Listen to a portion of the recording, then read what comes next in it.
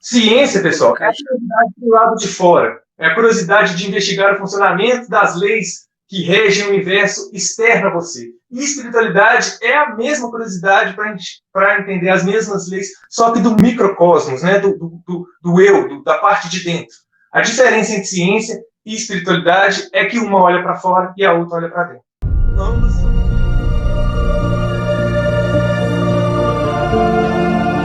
O final do paradigma materialista e a unificação entre física e metafísica. Exatamente o que o professor Eduardo falou agora há pouco. Porque a gente, ciência, gente, nunca foi separada de religião. Antigamente, os padres eram cientistas e os cientistas eram padres. Na Grécia, né, os filósofos eram matemáticos iam para o Egito, né? O que eles iam fazer no Egito? Estudar o que no Egito? Inclusive, o nome do Egito era Quem. Na Grécia, a ciência de Quem era chamado quemia, que no mundo árabe virou alquimia. Então a gente vem repetindo, de modo às vezes vazio, sem compreender a profundidade, né, do que é a alquimia, né, dessa unificação entre ciência e religião e espiritualidade. Então, na Idade Média, houve uma separação saudável. A Inquisição e a Igreja estavam determinando os caminhos da ciência, né, e impedindo o desabrochar da ciência. Então, houve aquele movimento, né, o iluminismo, né, o Renascimento, e trouxe esse paradigma materialista, desenvolveu um método científico, mas hoje a gente está afogado, a gente está... o paradigma materialista ele já era para ter caído há muito tempo, a gente já tem diversos artigos, a gente já tem 100 anos, desde a física quântica, pessoal, a gente já era para ter abolido o paradigma materialista. E a coisa é tão feia, mas a coisa é tão feia, que todos os físicos quânticos tinham um pezinho no misticismo, nessa coisa de não localidade, de tudo estar acessível de um ponto só, eu poder acessar todos os pontos do universo através de um ponto só.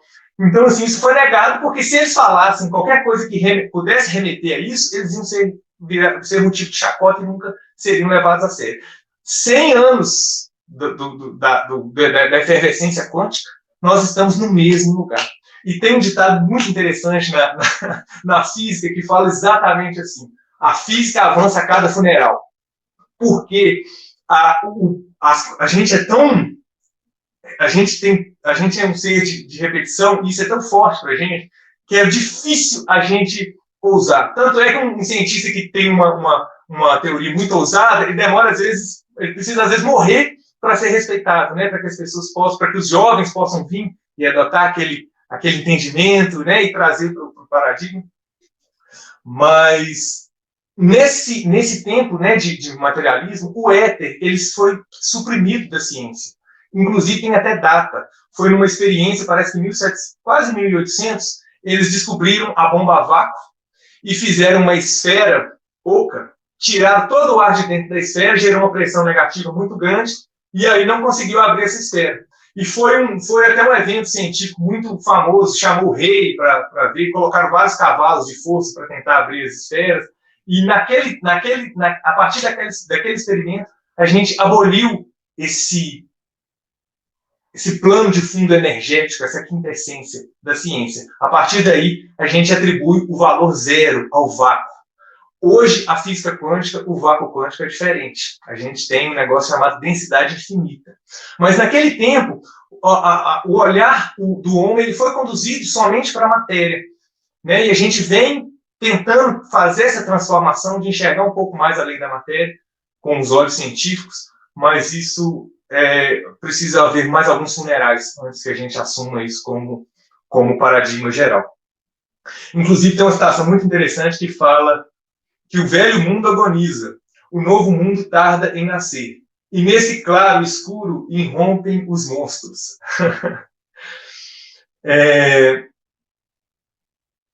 Pessoal, quem se interessar por esse tema pode ver os filmes Quem Somos Nós, que é super famoso, né?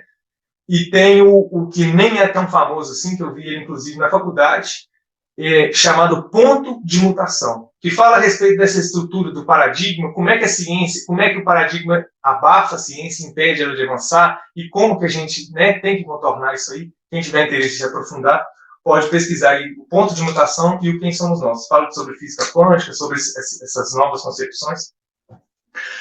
Pois bem, agora que a gente tem essa noção que espiritualidade e ciência, inclusive tem uma foto aí, o professor Eduardo, que tem uma mão de Deus falando aí a respeito dos vetores. Vê se você consegue achar aí. No mesmo vídeo? No mesmo vídeo? Ciência é igual a espiritualidade. A diferença entre um e o outro é uma questão de vetor. Ciência, pessoal, é a curiosidade do lado de fora. É a curiosidade de investigar o funcionamento das leis que regem o universo externo a você. E espiritualidade é a mesma curiosidade para entender as mesmas leis, só que do microcosmos, né? do eu, da parte de dentro. A diferença entre ciência e espiritualidade é que uma olha para fora e a outra olha para dentro. Ambas são essa pulsão pelo conhecimento.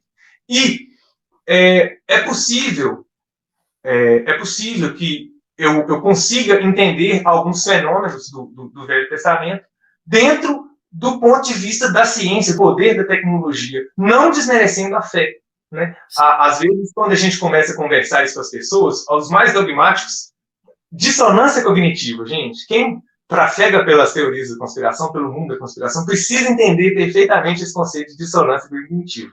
A pessoa que ela não tem capacidade de entender aquela ideia, a ideia, ela agride o setor da mente que trabalha pela sobrevivência. Olha como é que isso é complicado.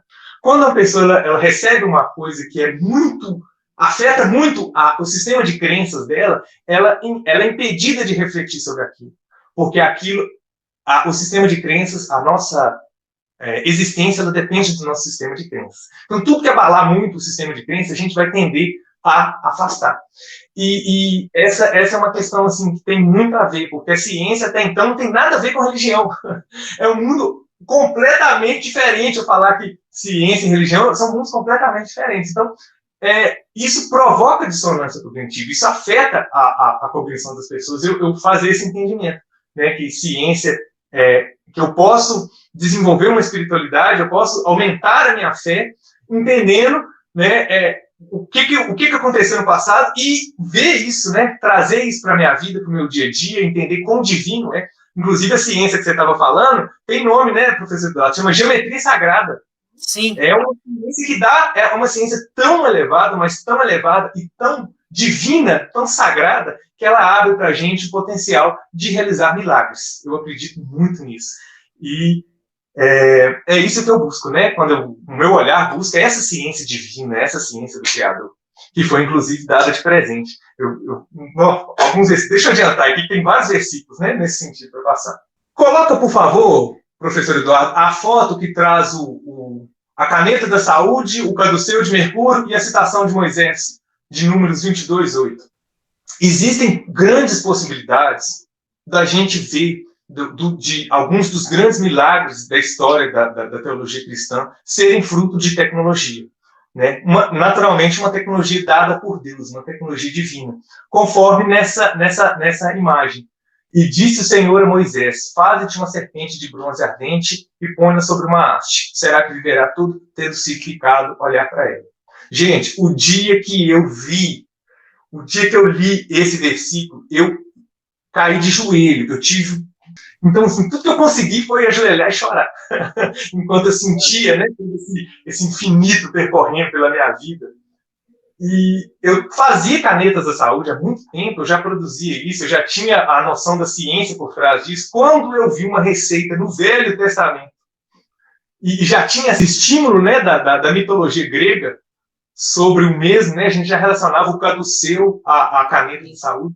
Então, quando eu vi na Bíblia uma receita de caduceu e de caneta da saúde, eu não tive dúvida que se tratava de uma ferramenta, de algo que pudesse ser replicado. E, gente, se pôde ser feito há 5.000 anos atrás, sem tecnologia nenhuma, por que eu não posso fazer agora?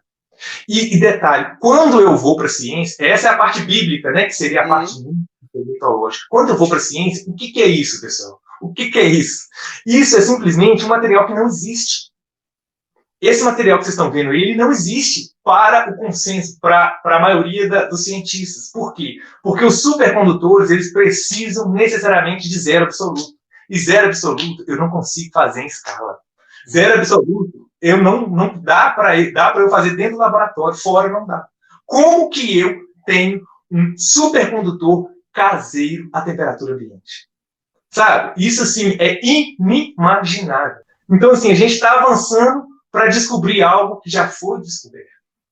E, assim, você pensar que a tecnologia mais avançada dos laboratórios mais caros do mundo pode ser desenvolvida dentro de uma cozinha em qualquer parte do planeta. Isso, para mim, eu até arrepio de falar, porque não tem nada que possa transformar mais.